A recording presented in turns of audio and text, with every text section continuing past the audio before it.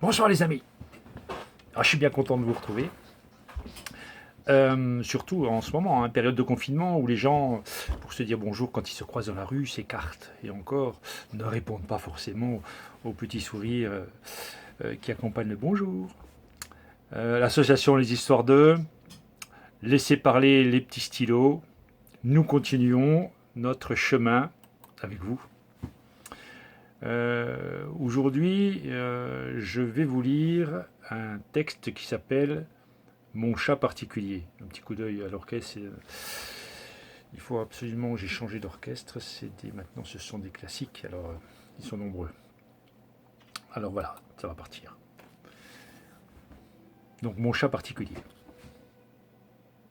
Mon chat et moi, nous nous rencontrâmes par accident un dimanche d'automne. J'avais 16 ans, lui un jour. J'étais chez une amie, lui dans un carton avec ses 4 frères et sœurs. Sa mère, une belle chatte de gouttière, décida de traverser la rue, allez savoir pourquoi. Un chauffard imbécile passait par là. Quand j'appris que les chatons n'avaient, paraît-il, aucune chance de survivre, regarde, ils n'ont même pas les yeux ouverts. Et qu'ils allaient être endormis. Je décidai d'en adopter un. 1 heure plus tard, je traversais la ville en bus vers la maison de mes parents. Je portais avec précaution dans un sac en papier craft un minuscule fardeau enveloppé dans un chiffon chaud. En fait, c'est lui qui m'avait adopté en s'emparant de mon petit doigt dès que j'avais plongé la main dans le carton. L'accueil de mes parents fut mitigé. Je m'étais bien gardé de les prévenir, mais j'étais têtu. Et ma mère prête à se laisser apprivoiser aussi. Quelques fouilles archéologiques plus tard, on trouva un vieux biberon de poupée dont on trafiqua la tétine. C'est ainsi qu'il passa sa première nuit, ma mère et moi nous relayant pour le nourrir toutes les 2 heures comme un nourrisson. Il tenait tout entier dans ma main, qui n'est pas grande. Aussi son nom fut vite trouvé, Pitchoun. Ce chaton au poil noir et luisant comme du charbon avait une belle force de vie. Durant plusieurs semaines, il têta avec vigueur les biberons qu'on lui donnait régulièrement. Quand il déchiqueta les tétines avec ses petits crocs, nous le passâmes à un autre régime. Il me suivait partout et n'acceptait jamais la panière prévue par ma mère dans la cuisine. Non. La nuit, quand je me réveillais, je le sentais caler contre moi. Bouillotte, ronronnante. Il avait besoin de moi pour dormir et sa présence était pour moi un vrai réconfort. Le matin, il me réveillait avant que mon réveil ne sonne, un grand coup de museau dans le visage, puis me léchait soigneusement la joue. Ponctuel et efficace. Je me levais tout de suite pour qu'il arrête. Il sautait dans mes bras dès que possible, ce qui, quand il devint adulte, fut un peu problématique. Pitchoun n'était plus du tout Pitchoun, mais un gros matou. Il mangeait avec appétit et avait une fâcheuse tendance à se servir si on laissait ce qu'il aimait, par exemple de la viande, à sa portée.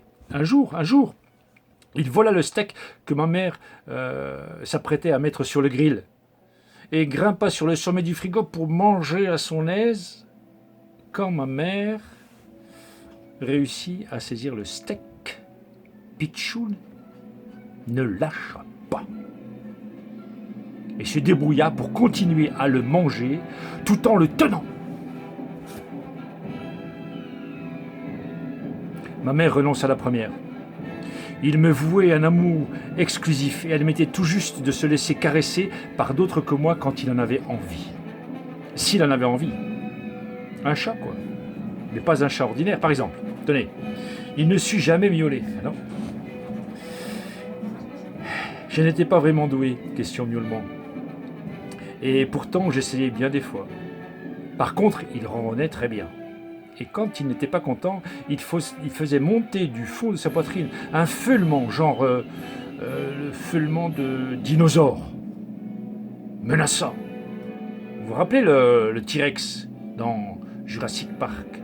Bref, certaines choses tiennent de l'instinct, d'autres de l'apprentissage. Un épisode tient sans doute de l'instinct, mais fut pour moi un choc. Un matin, ni coup de museau, ni les chouilles râpeuses, je l'entendis sauter hors de mon lit et pousser la porte de ma chambre. Je replongeai dans le sommeil, c'était dimanche. J'avais le temps. Quelques minutes plus tard, il sauta à nouveau sur mon lit et laissa tomber quelque chose près de mon visage. Oui, tout près de mon visage.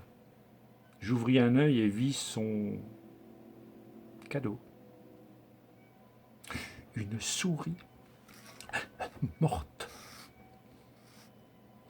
Lui, juste derrière, me regardait attentivement. Avec amour, sans doute. Je jaillis de mon lit, en hurlant. C'est sûr, ma réaction est déçue. J'étais hystérique et refusais de continuer mon apprentissage de chatte chasseresse. J'explique. J'aurais dû accepter ce cadeau et le manger. J'aurais ensuite eu droit à une souris blessée mais pas morte, pour que j'apprenne à tuer moi-même, puis à une souris vivante. Je frémis encore en y pensant. Pitchoun cessa sa tentative d'apprentissage, je ne devins pas une chatte, et lui resta un chat. Particulier. Mon chat particulier. Pitchoun mourut à l'âge de 10 ans, vaincu par une toute petite bête. Une tique, qui lui transmit la pyroplasmose, sorte de leucémie des chats. La première fois, on en guérit. Il ne faut pas l'attraper une deuxième fois. Lui, si félin et si vif, s'éteignit comme une chandelle. Saleté de petite bête.